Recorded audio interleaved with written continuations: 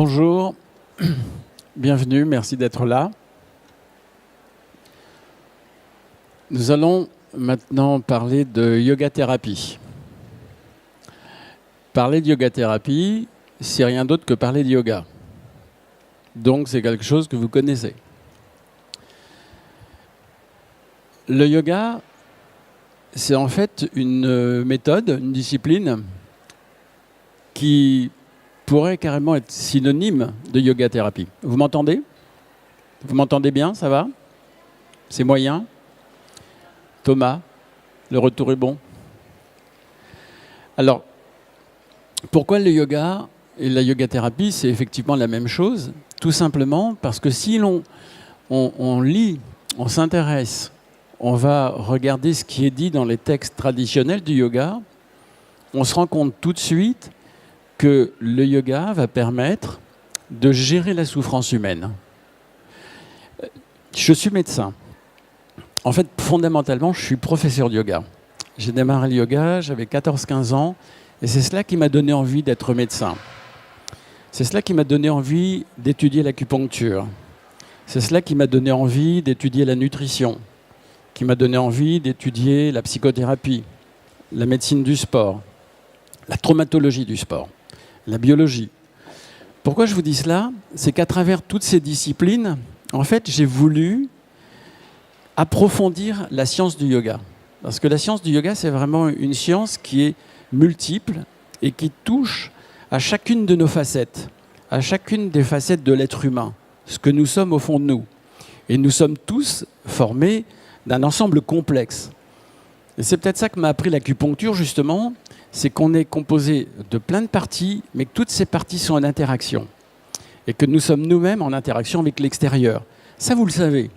Vous le savez parce que c'est le principe même de tout ce qui nous anime. Toutes les personnes qui sont ici ont parfaitement compris que l'être humain est une personne dans sa globalité, composée de parties, mais qui interagissent entre elles. Que cet être humain il est en interaction avec l'extérieur. Mais cet être humain, depuis des milliers d'années, ce que nous sommes, eh bien, il y a malheureusement un état de souffrance. Et la vie, elle est malheureusement accompagnée d'accidents de vie, de situations, de conflits, de difficultés qui vont générer des états de mal-être.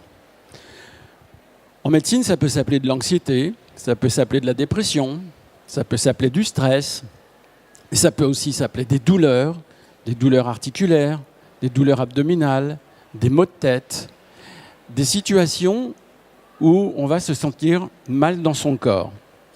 Et le yoga a parfaitement compris ça, et les yogis ont construit un système justement pour faire face à cette difficulté qu'on rencontre nous tous, mais pas de façon théorique, mais de façon concrète et pratique, pour nous proposer des solutions, pour nous proposer des moyens d'agir sur nous. Parce qu'en fin de compte, on part de l'idée que nous sommes un être, bien sûr de chair et de sang, mais surtout de sensations. Nous sommes dans un corps, et dans ce corps, nous ressentons tous des manifestations qui peuvent être une boule à la gorge, une oppression thoracique, un spasme abdominal, une douleur dans les épaules, un mal de tête. Et toutes ces sensations pénibles et désagréables de notre corps envoient des informations à notre cerveau qui font qu'au niveau de notre état psychique, on va également se sentir mal. Les causes sont donc multiples. Il y a un noyau que nous connaissons tous, qui est un noyau émotionnel. Et ce noyau émotionnel, il va renforcer la douleur que l'on peut vivre dans tous les domaines qu'elle soit, que cette douleur soit physique ou soit psychique. Si par exemple, vous avez une douleur lombaire, c'est simple. C'est pas très... En soi, ça peut ne pas être très grave. Mais si cette douleur lombaire, vous l'appréhendez comme quelque chose d'injuste, si vous en avez assez de cette douleur lombaire, si vous ne la supportez plus, ou si vous appréhendez, si vous en avez peur, parce que vous dites qu'est-ce qui se cache derrière, est-ce que c'est une métastase? Est-ce que cette hernie discale va entraîner une sciatique que je vais devoir garder toute ma vie et qui va m'handicaper? Si vous rajoutez un état émotionnel à cette douleur, s'il y a une perception, une lecture dans votre corps qui est effectivement douloureuse, pénible, vous allez rajouter de la douleur à la douleur. C'est ce qu'on appelle rajouter de la peine à la peine. Et ça, le yoga, c'est très, très, très bien le gérer. Et c'est pourquoi je vous dis yoga thérapie, yoga, c'est synonyme. Parce que dans ces Yoga Sutras, dès le début, il est dit que la vie est souffrance. Il n'y a pas que les Yoga Sutras qui le disent. Quelles sont les 4 nobles vérités du bouddhisme? Quelle est la première noble vérité du bouddhisme? La vie est souffrance. Deuxième noble vérité, c'est le désir qui est la cause de cette souffrance. Troisième, c'est qu'on peut s'en sortir et qu'on peut aller mieux.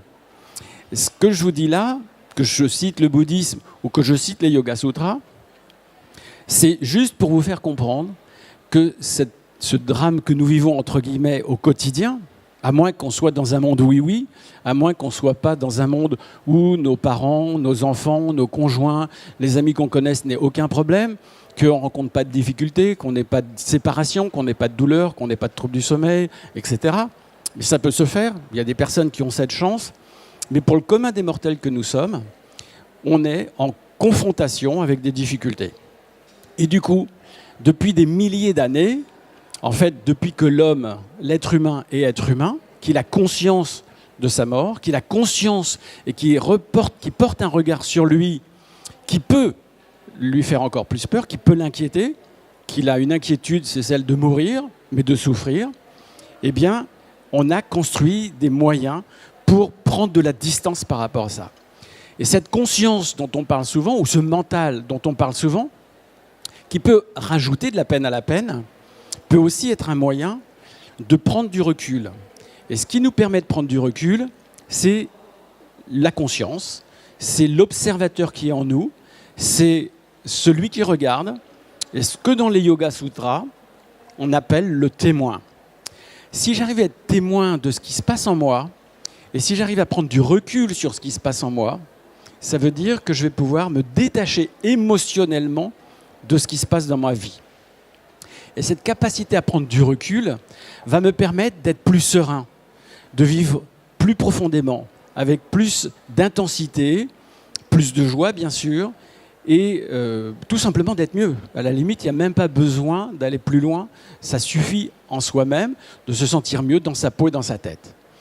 Donc ça, il faut comprendre qu'il y a cet axiome de base, il y a ce principe de base qui est posé, c'est que malheureusement, on est confronté à des interactions qui ne sont pas faciles à vivre dans le quotidien. Alors, ce que le yoga a parfaitement observé depuis ces milliers d'années, et on bénéficie aujourd'hui de cette expérience qui s'est accumulée au fil des siècles, c'est que tout ça, ça se passe dans notre corps. Je veux dire, ce corps que vous avez là, vous vivez avec 24 heures sur 24, 365 jours sur 365. Et vous ne pouvez pas faire autrement. On est dans un corps. Et ce corps, il vous envoie en permanence des informations. Il vous envoie en permanence des informations. Par exemple, je suis fatigué. Mes yeux se ferment. Ma tête penche sur le côté. Même si j'ai la sensation de la main de ma compagne, je sens que mon corps s'appesantit. Vous dormez progressivement. Et ces messages qui sont envoyés par mon corps me font dire que je ne suis pas complètement vigilant, que je suis ailleurs ou que je pense à autre chose. Quand vous avez un nœud à la gorge, quand vous avez une difficulté à respirer, qu'est-ce que votre corps vous envoie comme message? Il ne vous envoie pas, vous êtes bien et il ne vous permet pas de vivre pleinement l'instant présent. Si je me présente devant un ascenseur, que j'ai une phobie de l'ascenseur, qu'est-ce qui se passe? Qu'est-ce qui m'empêche d'aller dans l'ascenseur? C'est la croyance que c'est dangereux.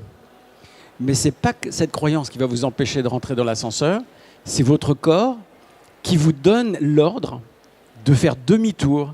Et ça se traduit vraiment comme ça dans votre corps. Vous allez ressentir cette contracture des fessiers, des cuisses et les jambes qui ont envie de partir en courant. Et vous observerez, et c'est le travail essentiel du yoga, que d'être attentif à ce qui se passe dans notre corps. Si je suis attentif à ce qui se passe dans mon corps, je prends déjà du recul, je suis déjà dans les versets 12 à 16 des Yoga Sutras, je prends de la distance par rapport à ce que je vis et ça va me permettre d'orienter différemment les choses. Parce que ça, c'est la première chose, c'est qu'on a des tensions, on a des blocages dans notre corps, mais la deuxième chose, et c'est ce que je vous disais aussi dans le bouddhisme, c'est qu'on peut changer ça. Et dans les Yoga Sutras, il est mentionné que si nous sommes aujourd'hui la conséquence de notre passé, c'est vrai qu'on traîne derrière nous un grand nombre de tensions, d'expériences qui nous conditionnent, qui nous limitent, qui nous créent des peurs, des colères. Si là, simplement, dans notre tête, on se dit, là maintenant, est-ce qu'il n'y a pas dans mon passé des événements qui ont généré des émotions et qui, quand j'y repense, sont encore présentes ? Est-ce qu'il n'y a pas du ressentiment contre des personnes, un sentiment d'injustice contre des événements qu'on a vécus ? Est-ce qu'il n'y a pas des peurs par rapport à des situations ? Eh bien, toutes ces émotions, on appelle ça des samsaras. On appelle ça des conditionnements négatifs liés au passé.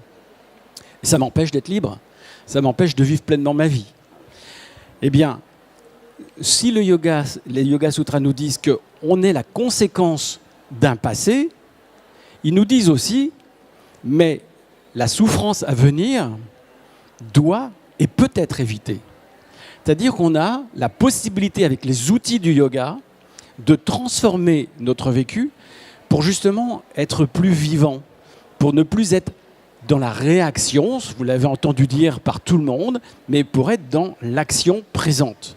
On va pouvoir s'ajuster et s'adapter aux situations telles qu'elles sont et pas telles qu'on les imagine ou qu'on les craint ou qu'on les redoute. Alors vous allez dire, mais quel est le rapport entre une posture du triangle, de l'angle, de la charrue, une posture sur les épaules et le fait de se libérer de ses émotions ? Tout simplement, et c'est vraiment très très simple, c'est que si je change les sensations dans mon corps, je change l'état dans lequel je suis. Et si je suis dans un état de calme, je ne suis pas dans un état d'appréhension, je ne suis pas dans un état de peur. Et progressivement, en changeant, en travaillant sur mon corps, je vais changer ces tensions en fluidité. Et qu'est-ce que nous dit le yoga ? Il nous dit qu'il y a une essence qui circule dans notre corps. Il y a une fluidité qu'on appelle le prana. Alors, le prana, vous savez peut-être que ça vient de la racine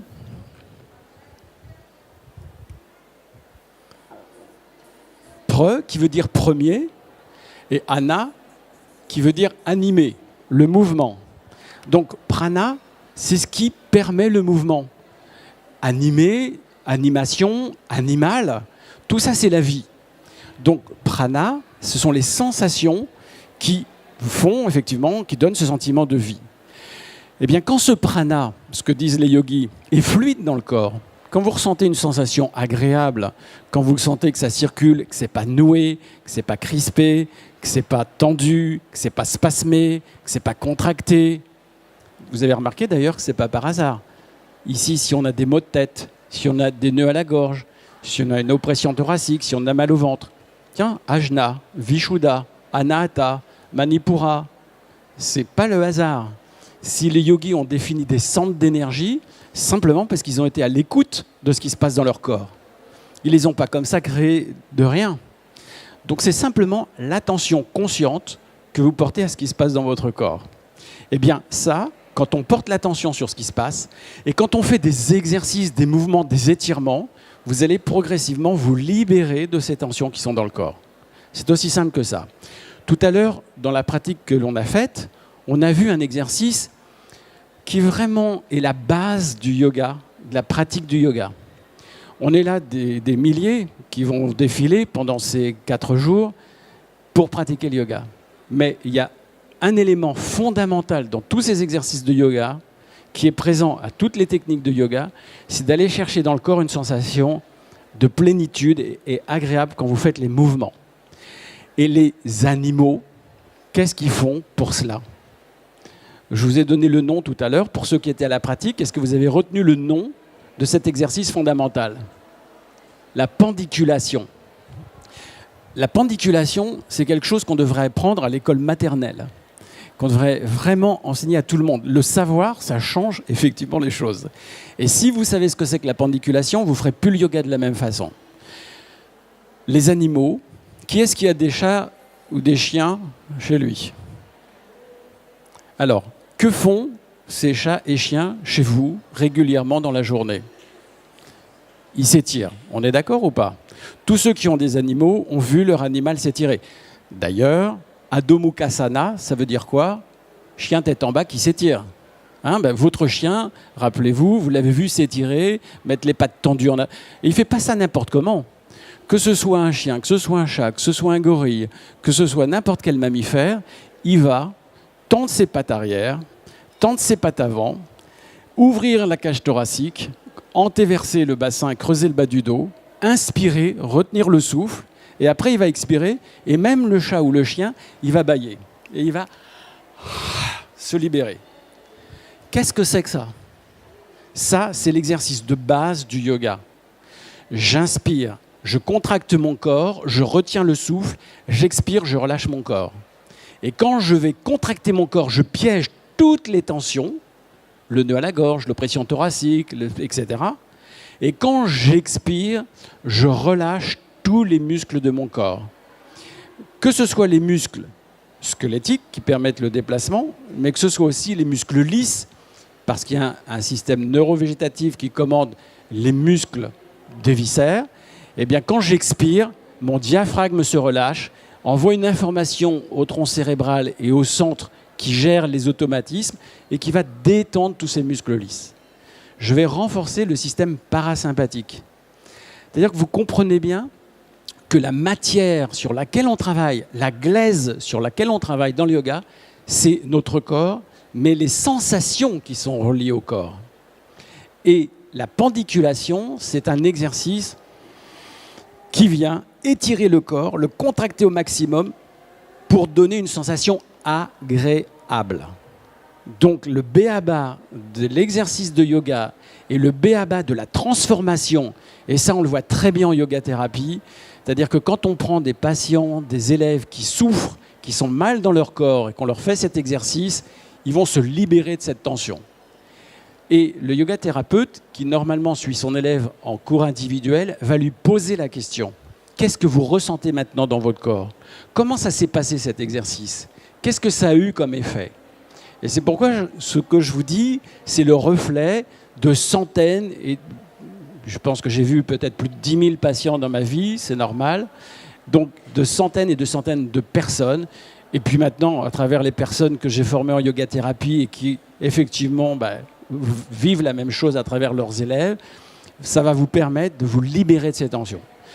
Donc le yoga, c'est fondamental ça. Fondamentalement, ce mécanisme-là, c'est de permettre de changer les sensations de son corps. Et pour ça, on a une panoplie énorme. En yoga thérapie, on dit grosso modo qu'on a 108 outils de base. On a une cinquantaine de postures différentes, on a une vingtaine de respirations, on a une vingtaine de méditations fondamentales, on a quelques exercices de nettoyage pour changer tout cela. Mais encore une fois, le point central, c'est toujours la sensation dans son corps. Et si vous prenez même la méditation, on a l'impression que c'est dans la tête que ça se passe. On observe, on prend de la distance. Je vous rappelle que c'est ce par quoi on a commencé, c'est l'observation, le témoin, le détachement émotionnel, l'acceptation. Donc l'acceptation, ça veut dire je me détache émotionnellement. Mais la méditation, c'est, bien sûr, on va piloter avec la tête, mais ça va se traduire dans le corps. Vous connaissez peut-être le livre de Pakyab Rinpoché, le moine tibétain qui a sauvé sa jambe de l'amputation. Donc, qu'est-ce qu'il a fait? Il n'est pas resté dans sa tête quand il a médité. Il a procédé par trois étapes. Premièrement, il a installé un état de calme. On doit tout d'abord installer un état de calme. Ça, les postures sont un élément énorme pour nous aider à l'installer. Donc, une fois qu'on installe un état de calme, qu'est-ce qu'on fait? On va générer, en tout cas c'est ce qu'a fait Pakyab Rinpoché, il y a d'autres solutions, mais qu'est-ce qu'il a fait? Il a médité sur la compassion. Or la compassion, ça va générer dans notre corps une sensation. L'état de calme, ça se traduit dans le corps par une sensation. Tout à l'heure, pendant la pratique, on a fermé les yeux et on s'est posé la question, qu'est-ce que je ressens dans mon corps? Qu'est-ce que je ressens dans mon corps? Et sur une échelle de 0 à 10, est-ce qu'il y a des tensions dans mon corps? Où 10 c'est le maximum de tension et 0 l'absence. Donc là, vous pouvez tout de suite le faire, l'exercice. Tous maintenant, dans votre corps, comment vous sentez-vous? Est-ce que vous sentez des tensions? ça vous permet de vous renseigner sur où je vais travailler. Si c'est au niveau des épaules, si c'est au niveau du ventre, si c'est au niveau des jambes, c'est pas la même chose. Et vous pouvez ajuster les postures. J'en suis encore à la méditation, je n'oublie pas. Deuxième chose, quand je me suis dit, je suis plutôt calme, j'ai plus de tension, vous allez maintenant vous poser une deuxième question, c'est est-ce que je suis calme? Et sur une échelle de 1 à 7, est-ce que je suis vraiment calme? Est-ce que j'y adhère vraiment au fait que je me dis je suis calme? Je suis calme, c'est une pensée. Les sensations de tension, c'est des sensations et c'est le corps. Vous voyez qu'on joue sur 2 niveaux, le corps et les pensées. Donc, une fois que j'ai vérifié que j'avais plus de tension dans le corps, avec les postures, avec la respiration, avec la relaxation, je vérifie si je suis bien en accord avec cette idée. Donc, sur une échelle de 1 à 7, à combien j'adhère à l'idée que je suis calme? 7, j'y crois tout à fait, j'y crois pas du tout. En yoga thérapie, on utilise des échelles d'évaluation qui nous permettent de mieux prendre conscience de l'état dans lequel on est. Et ça nous fait gagner du temps. C'est des échelles totalement subjectives, mais elles nous permettent d'être très... en fin de compte, même si elles sont subjectives, elles sont très fiables. Elles sont extrêmement simples à utiliser. Et du coup, là maintenant, vous êtes posé la question, je suis calme. Et 1, vous n'y croyez pas du tout, 7, vous y croyez. Donc, Pakyabhim Rinpoché installe du calme. Et ce que je voulais vous dire, c'est que ce calme, il se traduit dans le corps. Et si là, vous dites, non, je n'adhère pas au fait que je suis calme, je suis à 4-5, observez dans votre corps, il y a des sensations de tension qui vous envoient le message et le corps ne ment pas. Vous pouvez parfois vous dire, oui, je suis calme, mais si vous observez dans votre corps ce qui se passe, vous verrez qu'il va vous dire, non, non, tu as une tension là. Donc, premièrement, le calme. Deuxièmement, la compassion. Pourquoi la compassion? Je ne sais pas Pakyabhim Rinpoché, mais ça pourrait être une autre façon de faire. Eh bien, parce que quand on est dans un état de bienveillance, de compassion, d'amitié, d'amour, d'ouverture, de joie, dans le corps, il y a une traduction qui va se traduire par une sensation agréable, une sensation positive. Et là encore, c'est une sensation dans le corps. La compassion, ce n'est pas dans la tête. On le ressent par une espèce d'exultation, une espèce de joie. On a fait une petite méditation tout à l'heure sur la gratitude. C'est pareil. Quand vous ressentez de la gratitude et que vous avez envie de dire merci à la vie, que vous reconnaissez que vous avez de la chance de ce qui vous est arrivé, ça se traduit dans le corps. Eh bien, la méditation va avoir un impact sur le corps et du coup va modifier le fonctionnement de votre corps. Ça va libérer le potentiel, l'optimisation de son fonctionnement. Donc ça, c'est le point deuxième qu'utilisait Pakyabhim Rinpoché. Et troisièmement, ce qu'il a utilisé, c'est des techniques de direction, d'accompagnement de l'énergie, du souffle vital.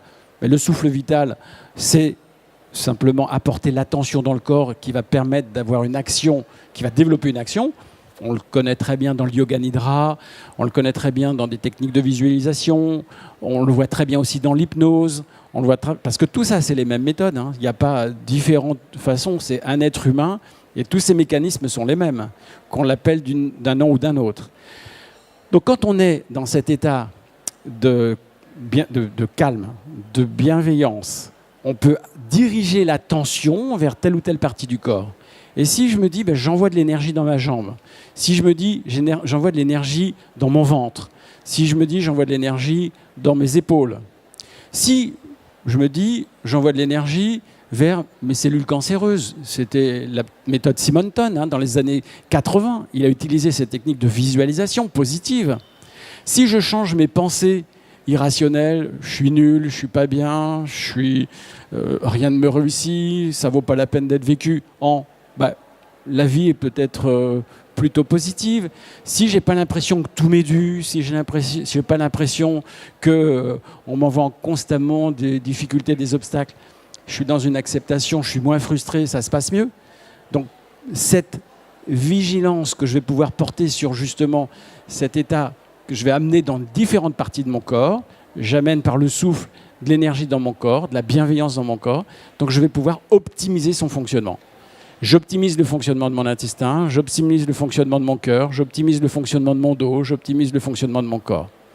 Donc tout ce que je mets en place, que ce soit des postures, des respirations, des visualisations, du détachement avec de l'observation, de la prise de recul, ça va me permettre progressivement de me libérer de sensations pénibles, douloureuses, de la souffrance, qui, encore une fois, je le répète, est décrit dès le début dans les ouvrages de yoga, et d'accéder à un état de fluidité, de mieux vivre, de bien-être, qui est à la fois du développement personnel, mais aussi du développement spirituel. Parce que ce développement spirituel, c'est un chemin de travail sur soi, d'ouverture des autres, et d'ouverture encore au-delà de ce qui est.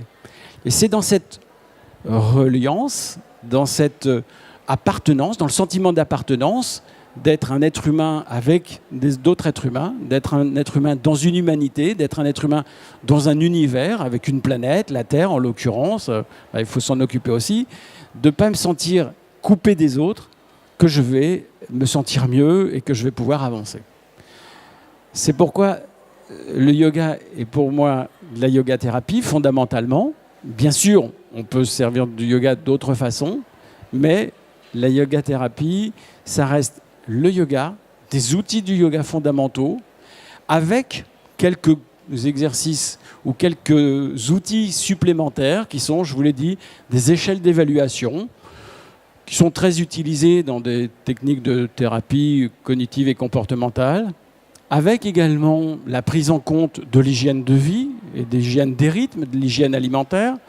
Il est clair que votre corps il est composé de différentes briques que vous amenez au quotidien à travers votre alimentation. Il est clair aussi que si vous ne dormez pas, que vous avez des nuits sans sommeil, vous n'allez pas pouvoir optimiser votre fonctionnement. Mais le yoga va vous aider à retrouver votre sommeil. Donc voilà un petit peu comment les choses s'organisent.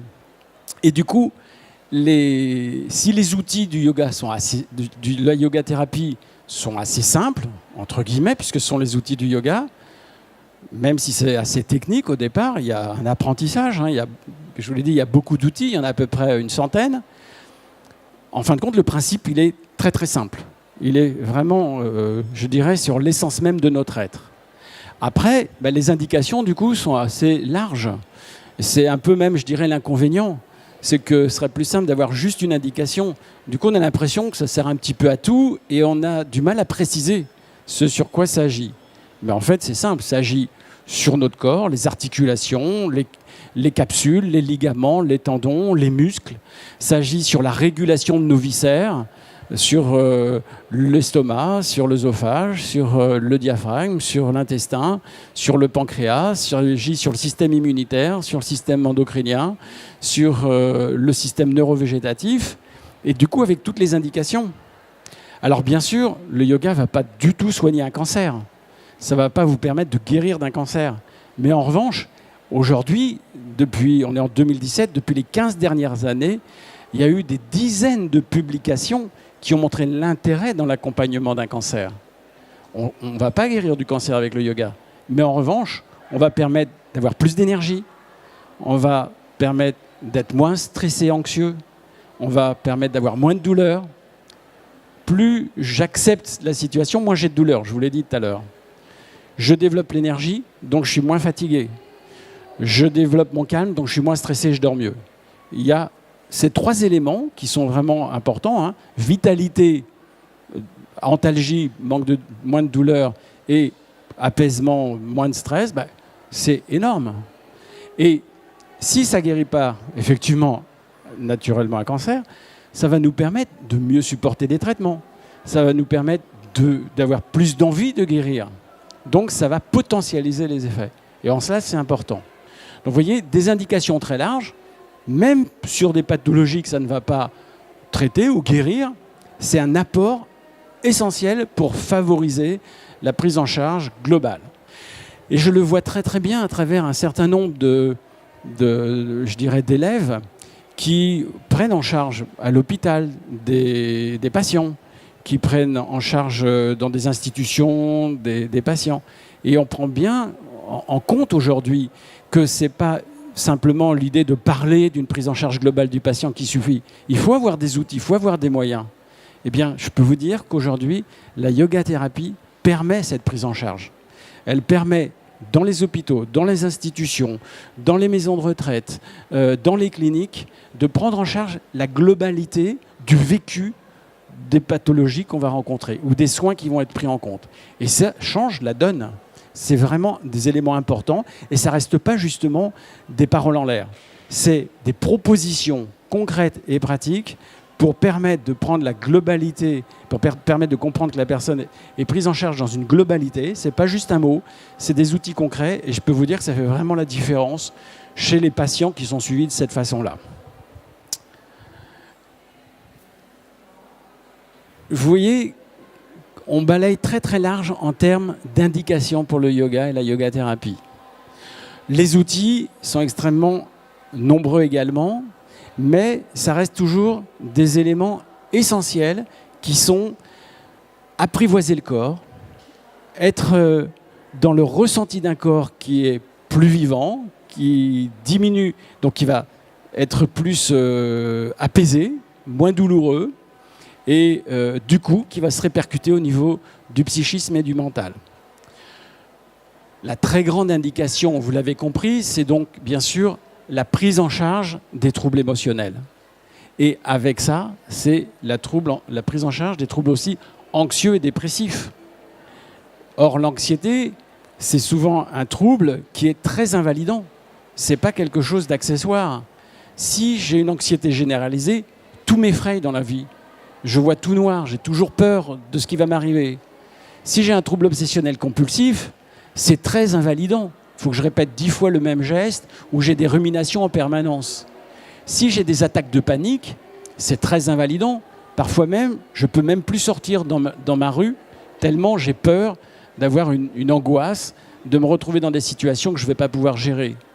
Si j'ai des phobies, c'est pareil. Prendre l'ascenseur, ça m'handicape. Je ne peux pas monter au 15e étage. Si j'ai une phobie de l'avion, ça peut m'handicaper sur le plan professionnel, mais même sentimental. Votre conjoint ne comprend pas pourquoi vous n'avez pas envie d'aller en vacances de l'autre côté de l'Atlantique parce que vous avez peur de l'avion. Donc l'anxiété, c'est un trouble qui est lié bien sûr à la peur, fondamentalement. C'est un dérivé de la peur, mais qui peut gâcher la vie. Vous avez une autre émotion qui est extrêmement importante et qui peut aussi nous gâcher la vie, donc, qui est la colère. Et la colère, ça conduit à quoi?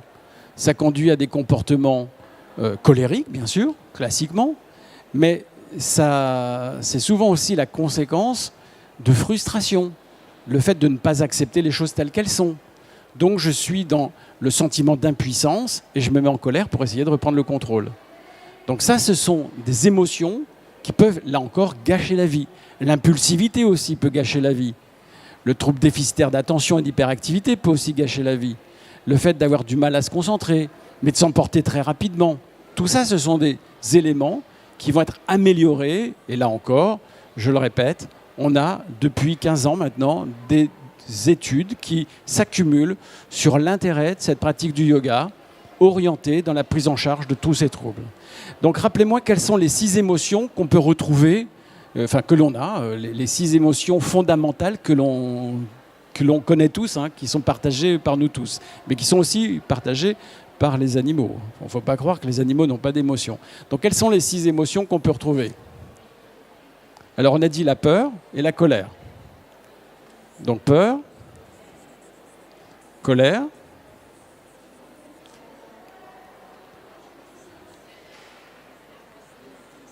la tristesse, absolument, la joie,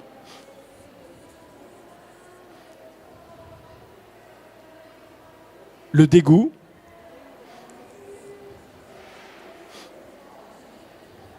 et la 6e, qui s'apparente à la peur, c'est la stupeur, ou la frayeur, ou simplement l'étonnement. Donc je vais la mettre avec la stupeur. C'est un peu le figement. Alors, chacune de ces émotions, je vous l'ai dit, se traduit dans le corps. Elle se traduit par des sensations qui ne sont pas les mêmes si vous avez de la colère, si vous avez de la joie, si vous avez de la peur, si vous avez de la stupeur, si vous avez du dégoût, si vous avez de la tristesse. Ce ne sont pas les mêmes sensations que vous avez dans votre corps. Mais ce qui est intéressant, c'est que vous pouvez transformer ces sensations dans justement une sensation de fluidité. Et du coup, toutes les pathologies qui sont sous-tendues par ces différentes émotions vont progressivement s'estomper, s'apaiser, se dissoudre. On a vu pour la peur, c'est toutes les formes d'anxiété, les différentes formes d'anxiété. La colère, je vous l'ai dit, c'est toutes les pathologies liées à l'hostilité. Le dégoût, ça peut être des phobies, certaines phobies, qui nous emmènent à avoir peur, à être, par exemple, le dégoût, la phobie pour les petits animaux. Qu'est-ce que l'on peut avoir encore? La tristesse, par exemple. La tristesse, elle génère quel type de pathologie? Plus spécifiquement, le repli, la dépression. La dépression, elle est vraiment basée sur la tristesse. Donc vous voyez, vous avez les grandes pathologies liées au psychisme, toutes les dépressions, toutes les formes d'anxiété et toutes les formes d'hostilité. Là, vous recouvrez un champ très très important.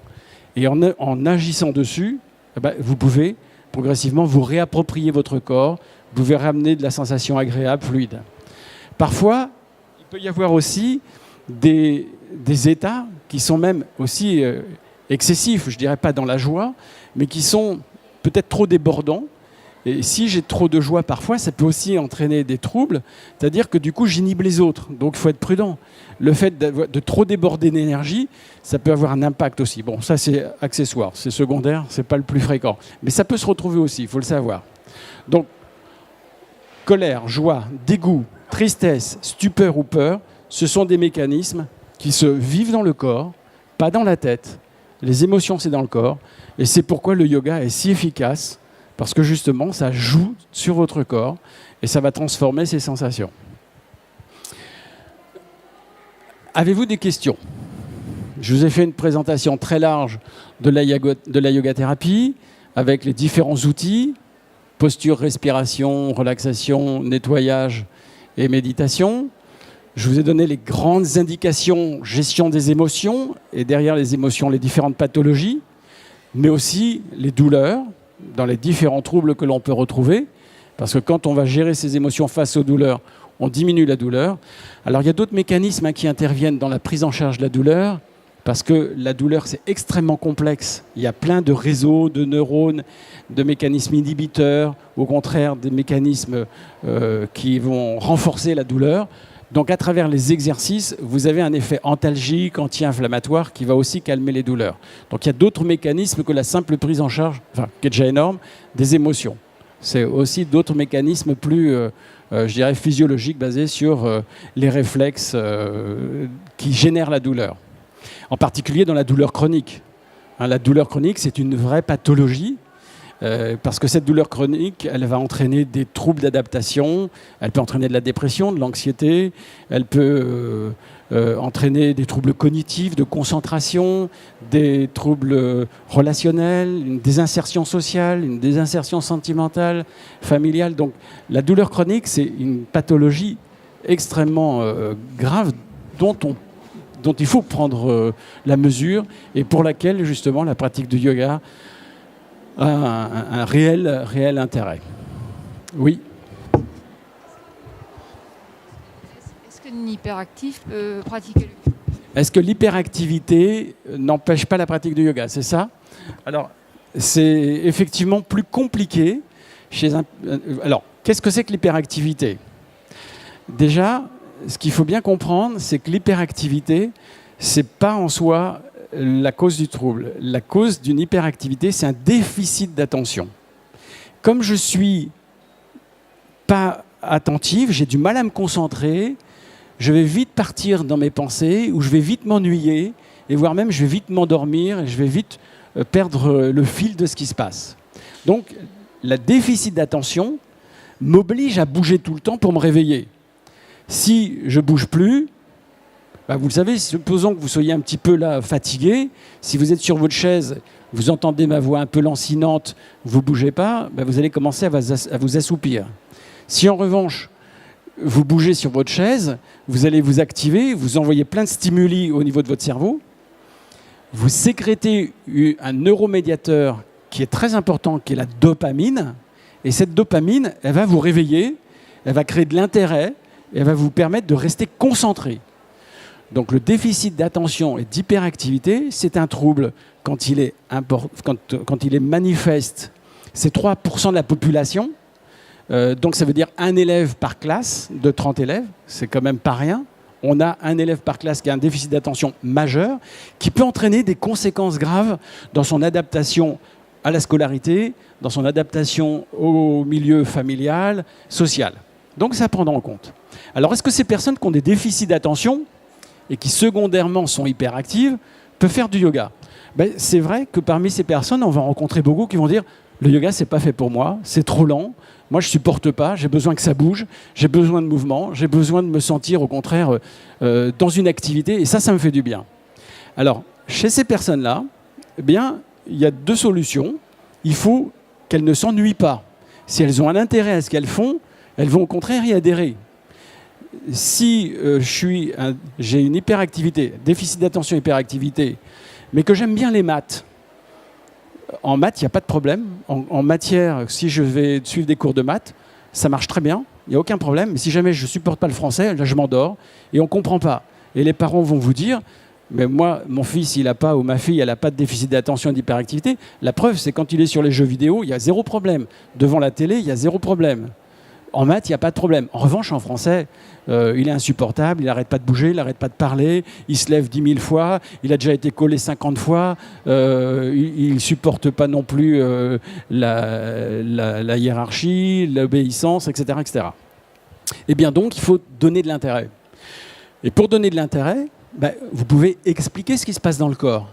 Et vous allez demander à vous concentrer sur les différentes parties du corps qui travaillent. Donc ça peut être un moyen, chez une personne hyperactive, de la mener à se concentrer sur ce qui se passe pour lui donner de l'intérêt à ce qu'elle fait, et du coup, elle va pouvoir y adhérer. L'autre moyen, c'est de commencer par des postures très dynamiques.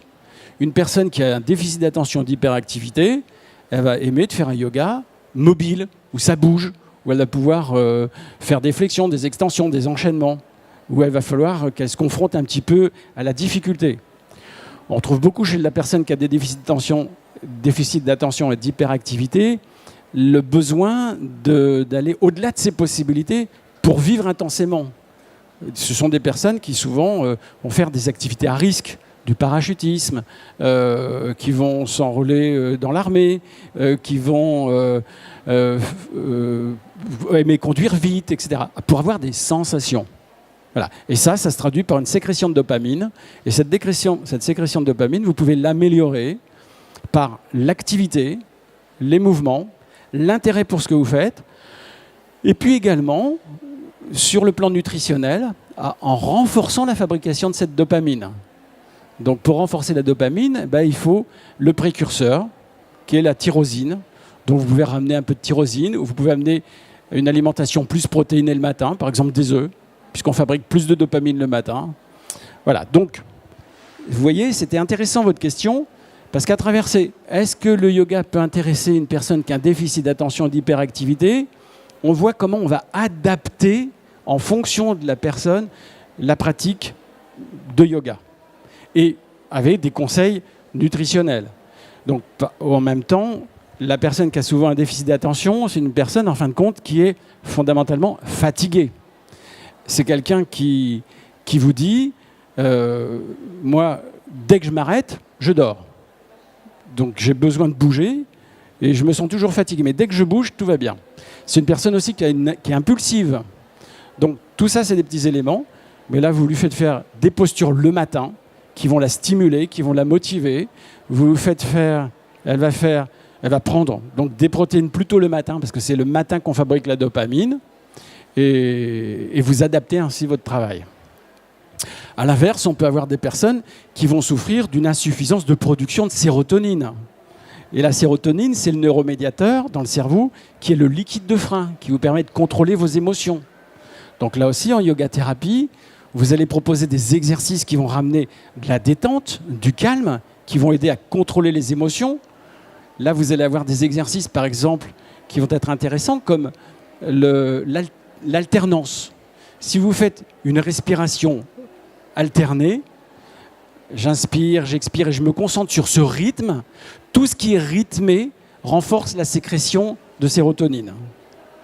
Tout ce qui va être aussi en expire, en fermeture, va renforcer la sécrétion de sérotonine. Donc vous proposerez des exercices plutôt en fermeture. Et comme je vous le disais, on va favoriser la fabrication de la sérotonine. Et pour ça, vous pouvez donner le précurseur qui est du tryptophane ou une alimentation riche en tryptophane plutôt le soir. Donc ça, c'est de l'adaptation au cas par cas. Et c'est là, effectivement, que on constate que chacun est différent et que pour chaque personne, on a des possibilités, mais toujours en posant les questions, en sachant comment ça se passe, qu'est-ce que l'on ressent, à quel moment de la journée. Tout ça sont des éléments qui vont nous guider. Mais les outils du yoga sont indispensables. On ne peut pas s'en passer. Donc la posture, la respiration, la visualisation, l'acceptation, la relaxation, tout ça, ça reste des outils qu'on va utiliser en fonction des personnes, selon le ressenti et selon ce que l'on veut. Tout à l'heure, on a fait un exercice très très intéressant, enfin moi que j'adore faire, qui est tout simple. C'est se redresser. Quand vous vous redressez, ça génère un sentiment de confiance dans notre corps. Si, au contraire, vous vous recroquevillez, ça va donner un sentiment de protection. Vous allez vous sentir protégé et vous allez renforcer le sentiment de sécurité. Et ça vous paraît peut-être rien, mais chez des personnes, par exemple, qui ont une anxiété généralisée, qui sont toujours dans cette inquiétude, alors si par exemple il y en a qui ont une anxiété sociale, ils ne sont pas là, parce qu'ils ont tellement peur de la foule que pour eux, venir ici, c'est insupportable. Il y a trop de monde, se retrouver avec du monde et ils se sentent agressés. Mais quand on a une anxiété généralisée, on est toujours dans cette inquiétude. Et là, même si on n'a aucune raison d'être inquiet, on va être sur un niveau de tension à 2 ou 3 sur 10. Même dans le cabinet, sur le tapis de yoga, vous demandez à une personne qui a une anxiété généralisée, comment vous sentez? Elle est tendue. Il y a un fond de tension. Eh bien, pour gérer cette tension, il faut augmenter le taux de sérotonine et la personne va se recroqueviller. Vous lui faites prendre une posture en flexion. Ça peut être Yoga Mudra, la charrue, Balasana. À partir de ce moment-là, elle se replie sur elle, elle se sent dans une sensation de sécurité, dans un cocon, et la sérotonine va se sécréter. Et elle va ressentir immédiatement dans son corps une détente. À l'inverse, si je me redresse, si je me relève, et je vous ai dit, pour ceux qui étaient au cours tout à l'heure, de prendre l'image, par exemple, d'un gorille ou d'un ours ou d'un tigre, et de vous ressentir cette énergie. Si vous vous redressez, votre corps vous envoie un message comme quoi vous êtes dans une posture de confiance, donc vous avez confiance. C'est incroyable. C'est votre corps qui vous envoie des messages. Et votre cerveau croit en priorité les messages qui sont adressés par votre corps plutôt que ce qu'il voit ou ce qu'il entend, ou ce que vous vous dites. Si votre corps a une sensation de confiance, même si vous êtes dans un environnement hostile, vous allez vous sentir confiant. Et ce que je vous disais tout à l'heure, c'est pour ça que le gorille se redresse. Pourquoi il se redresse, ce gorille? Parce qu'en se redressant, instantanément, il y a une sécrétion d'hormones qui réactive sa confiance. Ça se fait dans les 30 secondes, même pas dans les 10 secondes. Instantanément, vous vous redressez, vous allez ressentir de la confiance. Mais plus fort encore. Plus fort encore. Si je vous dis ça, c'est pour vous montrer à quel point la posture de yoga est importante, parce qu'on travaille sur la posture dans le yoga, on travaille sur le ressenti. Mais plus fort encore, c'est que non seulement vous avez plus confiance en vous, mais c'est que les autres ont plus confiance en vous. C'est impressionnant. Petite étude faite par Amy Cuddy, Internet, Google, Amy Cuddy, A-M-Y-C-U-D-Y, psychosociologue qui a fait une étude très très pertinente. On fait passer des entretiens d'embauche. On les filme. Thomas, vous filmez en vidéo les entretiens d'embauche. On les repasse à un panel de personnes en coupant le son. Donc vous voyez les personnes qui vont passer les tests d'embauche avec le DRH qui va leur passer cet entretien. Et on va demander à ces personnes qui n'ont pas le son, donc elles ne connaissent pas le CV, elles ne savent pas ce qui s'est dit, et on leur dit, d'après vous, lesquels ont été embauchés? 8 fois sur 10, ça tombe bien. Et qu'est-ce qui a fait dire à ces personnes qui n'avaient aucune information sur ce qui se disait qu'elles ont été embauchées? La différence, c'est la posture de la personne. C'est-à-dire que plus fort que ce que vous allez dire ou ce que vous vous dites, c'est ce que votre corps va transmettre à votre cerveau, mais aussi aux autres qui vous voient. Donc si vous arrivez effectivement pour passer votre entretien d'embauche comme ceci, inquiet, même pas sans que ça s'exprime sur le visage, mais juste recroquevillé, en protection, il y a moins de confiance qui émane de vous, l'autre le perçoit, et dans son cerveau émotionnel, il conclut que vous êtes moins apte à prendre ce poste. Et c'est une question de posture. Donc, je me redresse, je renforce la testostérone, le cortisol baisse instantanément, signe qu'il y a moins de stress, je suis plus confiant en moi, les autres ont plus confiance en moi.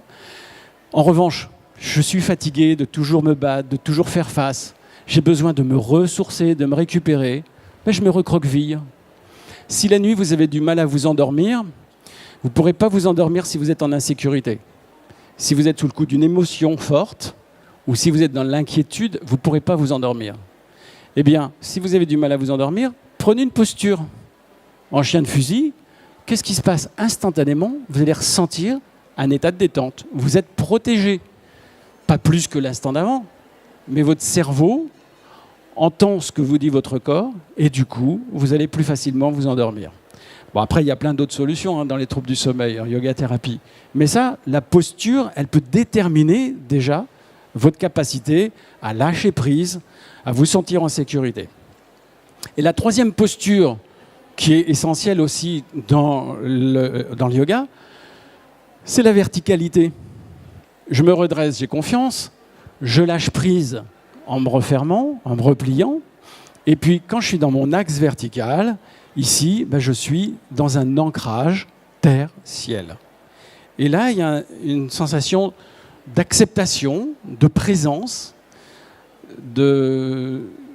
d'être en relation, en appartenance à l'univers. C'est tout simple. Et c'est pourquoi souvent on vous conseille dans une méditation de vous asseoir plutôt effectivement redressé, confortablement. Le mot qu'utilise Kabat-Zinn, c'est vous sentir digne. Si je me sens digne, c'est je ne suis pas crispé, je ne suis pas là au contraire dans un affrontement, je ne suis pas abandonné, je suis juste dans un axe vertical. Axe, ça donne le mot asana. C'est la même origine. Axe, asana, assise, assiette, je suis bien dans mon axe. Du coup, je suis ancré dans le sol et je peux me redresser vers le ciel. Donc il y a cette sensation qui va se produire.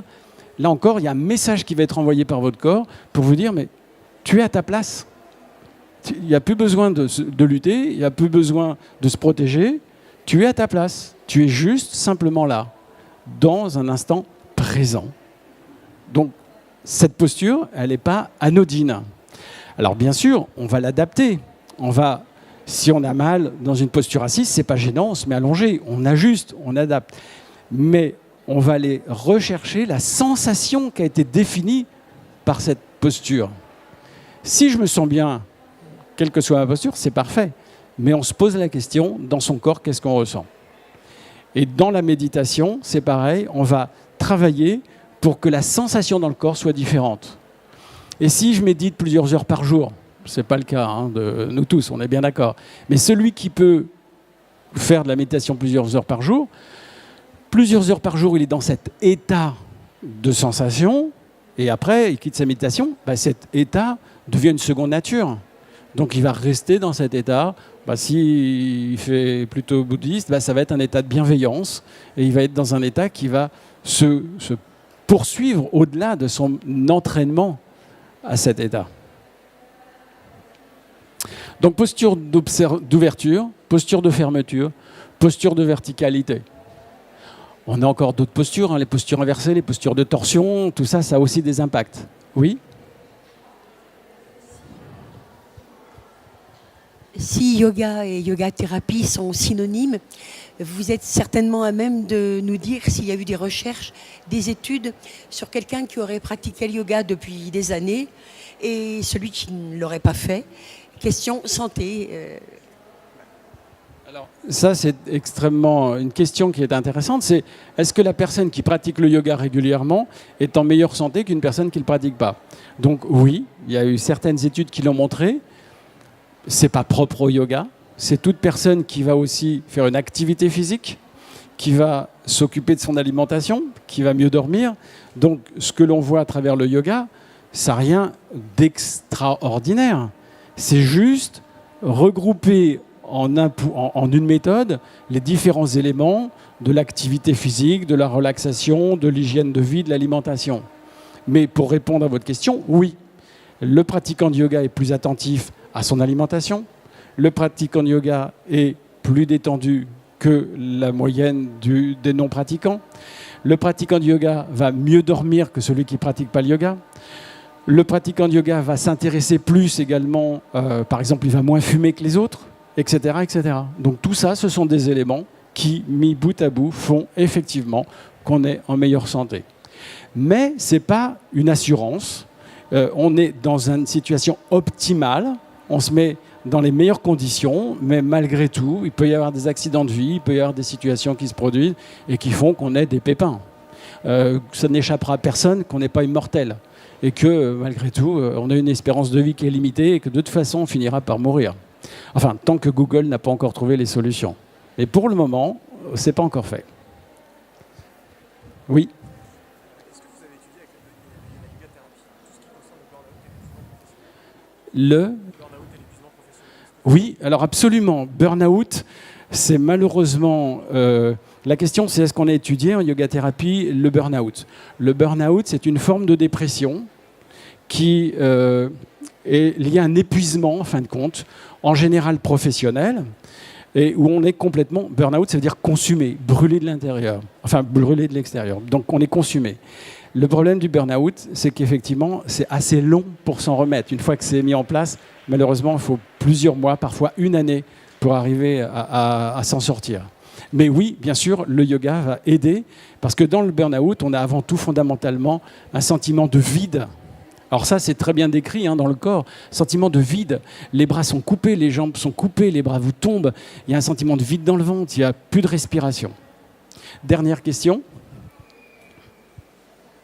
Pour les personnes avec des troubles émotionnels, on voit très bien que la yoga-thérapie, un programme adapté de yoga-thérapie marche très bien. Pendant la pratique, pendant la pratique, comment faire pour pérenniser les effets Alors, merci pour cette question. Ce qui est dit, c'est que si le yoga permet effectivement de se libérer des émotions douloureuses pendant la pratique, qu'est-ce qu'il en est sur la continuité? Eh bien, c'est effectivement la limite du yoga. C'est que pour avoir un effet, il faut le pratiquer. Donc la yoga-thérapie fait que quand quelqu'un vient vous voir, il y a un contrat entre guillemets où vous dites « moi je vous prends yoga-thérapie, mais il faut vous travailler tous les jours ». Il y a un investissement. En revanche, c'est qu'on change l'état et que progressivement, on peut installer un état qui va perdurer. Et si ce sont des anxiétés spécifiques, on peut vraiment s'en libérer. On peut bien sûr l'améliorer, il faut continuer à avoir une pratique régulière, mais on peut s'en libérer totalement selon les circonstances. Je ne vous ai pas parlé d'une autre forme d'anxiété, c'est les états de stress post-traumatique, qui sont également très invalidants, beaucoup plus fréquents qu'on ne l'imagine. Et là, quand ils sont traités, ils sont guéris définitivement. Donc ça peut se faire en 2-3 séances, et après la personne, ça change le cours de sa vie, et elle redevient comme avant. Voilà. Je vous remercie pour toutes ces questions. Je vous souhaite une très très bonne fin de journée, et un bon week-end, enfin une bonne fin de week-end. Et puis à bientôt sur les tapis de yoga. Donc.